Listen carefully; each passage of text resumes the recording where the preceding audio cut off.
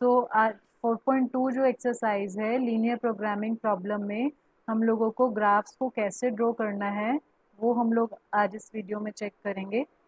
सो first जो type है that is solution of maximizing problem with all constraint less than equal to. तो solve करना है हमें इस लीनियर प्रोग्रामिंग प्रॉब्लम को बाय ग्राफिकल मेथड। हम लोगों के जो कोर्स में है वो ग्राफिकल मेथड ही है। ग्राफिकल मेथड में भी हमारे पास आगे दो मेथड्स होते हैं। First one is the corner method and second जो है दैट इज द आइसोप्रॉफिट मेथड। तो हम लोग आज जो डिस्कस करेंगे वो हम लोग कॉर्नर मेथड को डिस्कस करेंगे। तो अब जैसे फर्स्ट जो एग्जांपल है हमें मैक्सिमाइज करना है this z is equal to 6x plus 11y। तो ये हमारा ऑब्जेक्टिव फंक्शन है। उसके बाद ये कंस्ट्रेंट्स हमें गिवन है, दो कंस्ट्रेंट हमें गिवन है 2x plus Y less than equal to 104, x plus 2y less than equal to 76। ये दोनों कंस्ट्रेंट्स हमें गिवन है।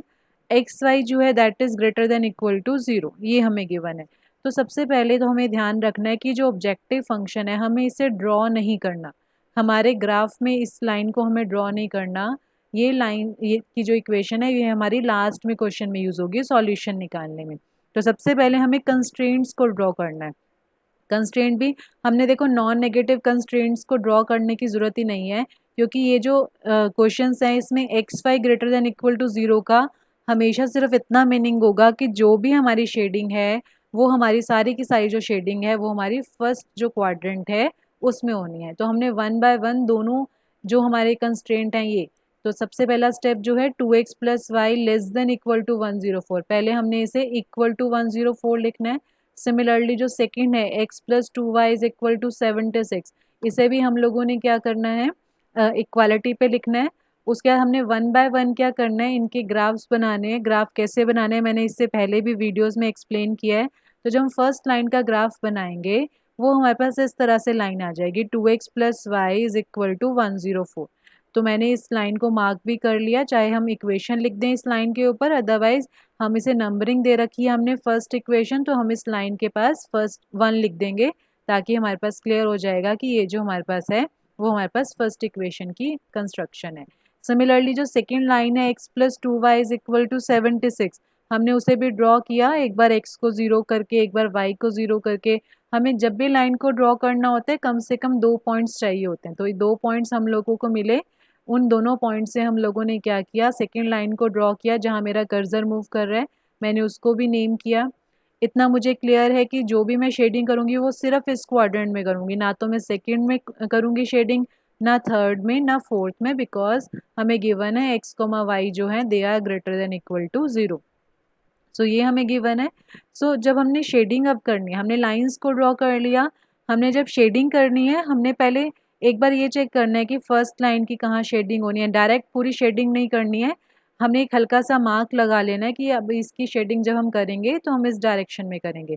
तो शेडिंग के लिए मैंने बताया था कि हम लोग इन इक्वेशन में एक्स एंड वाई को 0 करते हैं। अगर हम एक्स को 0 करें और वाई को 0 करें तो लेफ्ट हैंड साइड 0 हो जाएगी। तो 0 लेस देन इक्वल टू 104, तो विच इज़ ट्रू कंडीशन। तो ट्रू कंडीशन है तो जो भी शेडिंग होगी वो टूवर्ड्स द ओरिजिन होगी। तो ये जो लाइन है इस लाइन के जितना भी शेडिंग होना चाहिए पोर्शन वो इसके इस साइड होना चाहिए। इस लाइन के इधर जो है जहाँ मेरा कर्सर मूव कर रहा है वहाँ पे शेडिंग नहीं होगी। सिमिलरली अगर हम सेकेंड की बात करें x plus 2y less than equal to 76, X and Y को हम लोगों ने यहाँ पर भी 0 किया, 0 less than 76 which is again the true condition. तो इस सेकेंड लाइन की जो शेडिंग होगी वो भी टूवर्ड्स द ओरिजिन होगी।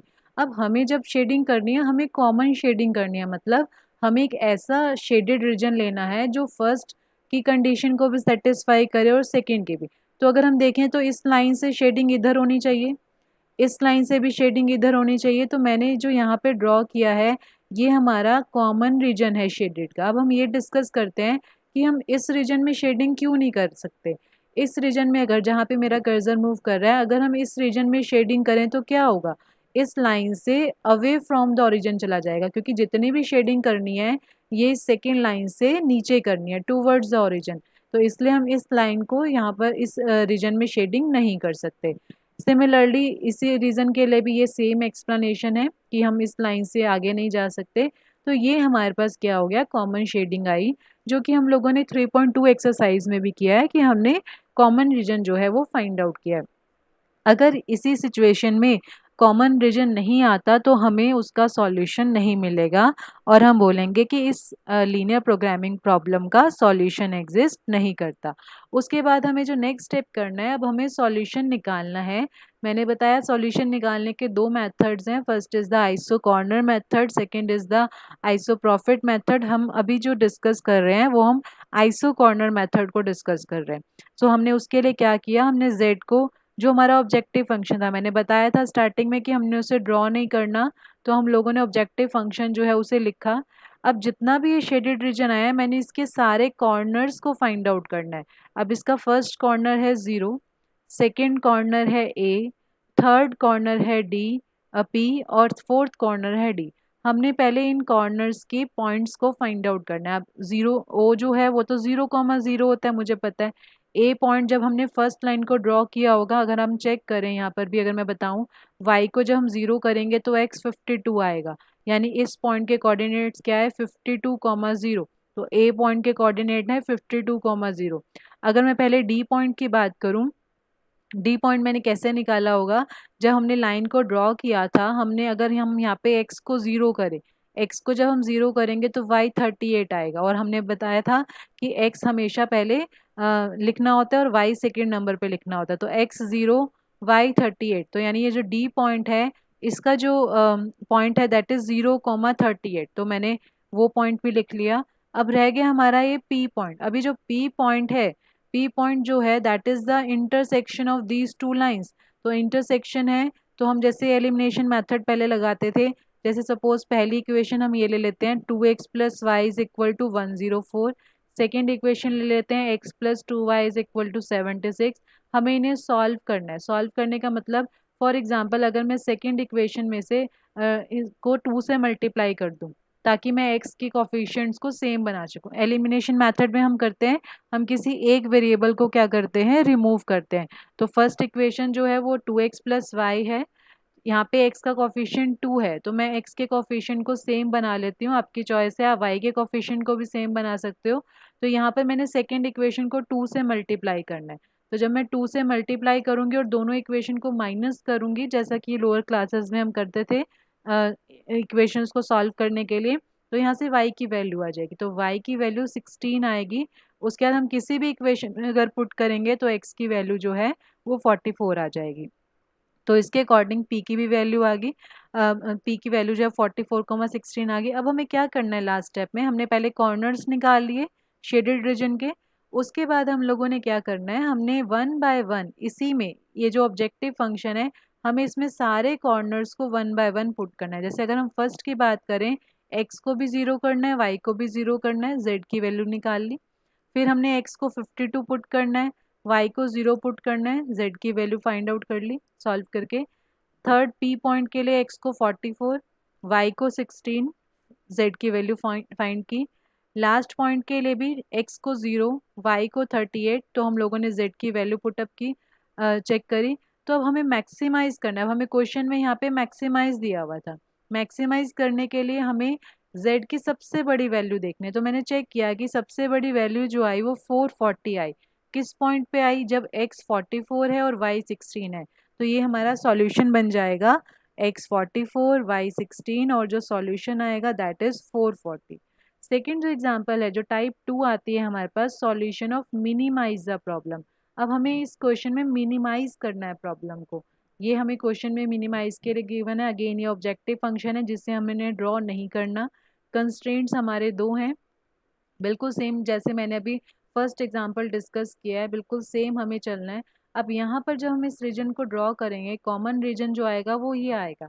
हमने नोट किया ये जो कॉमन रीजन है ये हमारा अनबाउंडेड रीजन है, मतलब ये पूरा का पूरा तो बाउंड नहीं हो रहा जैसे कि फर्स्ट में था। फर्स्ट वाले क्वेश्चन में प्रॉपर ये बाउंडेड रीजन था, मतलब हर जगह से बाउंड था। यहाँ पर हमारे पास ये अनबाउंडेड रीजन है। तो अगर हम अनबाउंडेड रीजन वाले क्वेश्चन में डिस्कस करेंगे तो हमने, अब हम इसके ऊपर वाले कॉर्नर्स तो ले नहीं सकते क्योंकि ये तो इनफाइनाइट जाएगा ग्राफ, तो हमने इसके लोअर कॉर्नर्स को डिस्कस करना है। सो अगेन 3 कॉर्नर्स आएंगे। ये वाला पॉइंट जो है फर्स्ट कॉर्नर हमारा ए आएगा, सेकंड कॉर्नर हमारा बी आएगा, थर्ड कॉर्नर सी आएगा, बिल्कुल सेम जैसे मैंने फर्स्ट क्वेश्चन में एक्सप्लेन किया। हमने सारे कॉर्नर्स की वैल्यूज़ जो है 1 बाय 1 एक्स वाई की जो वैल्यूज़ हैं जेड में पुट करनी है। अब क्या हमें मिनिमम गिवन है क्वेश्चन में, मिनिमम गिवन होने का मीनिंग अब क्या हमें जेड की सबसे छोटी वैल्यू को पिक करना है। तो सबसे छोटी जो वैल्यू है वो 134 है, जो कि x इज इक्वल टू 3 और y इज इक्वल टू 8 पे है। तो x इज इक्वल टू 3 हो जाएगा, y इज इक्वल टू 8 हो जाएगा, और जो ऑप्टिमल वैल्यू है दैट इज 134।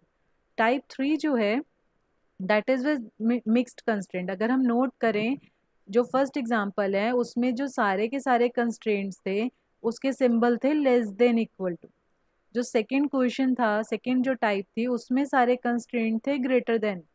एंड अब जो थर्ड है, थर्ड में हमारे पास जितने भी कंस्ट्रेंट्स होंगे वो मिक्स्ड होंगे। Mixed in the sense less than भी हो सकता है, ग्रेटर भी। नॉन नेगेटिव कंस्ट्रेंट जो है वो हमेशा greater than equal to zero रहेंगे। कंस्ट्रेंट अगर मैं बोल रही हूँ तो मैं ये इस तरह की इन इक्वेशंस की बात कर रही हूँ। तो मिक्स्ड कंस्ट्रेंट का मीनिंग है यहाँ पे लेस देन भी आ जाएगा, ग्रेटर देन भी। तो हमने उसी अकॉर्डिंग चेक करना है, जस्ट हमें शेडिंग का एरिया चेक करना है। तो अगर हम चेक करें यहाँ पर, हम फर्स्ट की जब बात करेंगे पहले तो हम नंबर 1 सारी की सारी तीनों इक्वेशंस को ड्रॉ करेंगे। जैसे मैंने बता रखा है पहले भी कि हम x को 0 y को 0 करके टेबल बनाएंगे, जैसा कि मैंने पहली वीडियोस में भी एक्सप्लेन किया है। तो उसमें तीनों लाइंस हमारी ड्रॉ हो जाएंगी। जब हम शेडिंग की बात करेंगे तो हम क्या करते हैं, हम x को 0 और y को 0 करते हैं।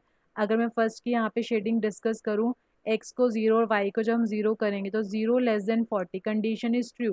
तो जो फर्स्ट लाइन है हमारी दिस वन, इससे जो शेडिंग होगी वो टूवर्ड्स द ओरिजिन, मतलब इस डायरेक्शन में शेडिंग होगी जहाँ मेरा कर्सर मूव कर रहा है। सेकेंड जो अगर हम बात करें एक्स वाई को 0 करेंगे, 0 greater than 30 which is a false condition. इस केस के लिए जो शेडिंग होगी वो हमारे पास होगी अवे फ्रॉम द ओरिजिन। तो अगर हम चेक करें, ये हमारे पास सेकेंड लाइन है, शेडिंग जो होगी वो इस तरफ होगी जहाँ मेरा कर्सर मूव कर रहा है। क्योंकि कंडीशन फॉल्स है तो ट्रू टुवर्ड्स ओरिजिन नहीं होगी, इस ओरिजिन से बाहर होगी, मतलब इस डायरेक्शन में, दिस वन जो मैं मूव कर रही हूँ। नेक्स्ट जो अगर हम बात करें, यहाँ पर भी हमने एक्स एंड वाई को 0 करना है। तो जब हम एक्स वाई को 0 करेंगे, 0 greater than 60, again the condition is false. तो जो भी शेडिंग होगी वो हमारे पास जो होगी वो हमारे pass away from the origin होगी। तो अब हमने जब कॉमन, अब हमें चेक करना है कि हमारा फाइनली जो रीजन है वो हमारे पास कौन सा रीजन होगा। तो हम लोग ना हमेशा ऐसे चेक करेंगे कि हम देखो हमें कई तरह के बाउंडेड रीजन दिख रहे हैं। अगर मान लो मैं बोलूँ कि यहाँ पे शेडिंग करें, अगर यहाँ पे शेडिंग क्यों पॉसिबल नहीं होगी, क्योंकि हमें इस लाइन से आगे रहना है। तो यानी ये वाले रीजन को हमने ख़त्म कर दिया। सिमिलरली ये रीजन क्यों ख़त्म हो जाएगा, क्योंकि मुझे ये जो लाइन है जहाँ मेरा कर्सर मूव कर रहा है इससे इस डायरेक्शन में रहना है। तो यानी ये इस लाइन से पहले का रीजन सारा का सारा खत्म हो गया, तो ये भी खत्म हो गया। ये वाला रीजन भी क्यों खत्म हो जाएगा, क्योंकि हमें इस लाइन से अवे रहना है, इसलिए हमने ये जो रीजन है हमारा, तो रीजन जो है वो शेड करना वो सबसे इम्पोर्टेंट काम है।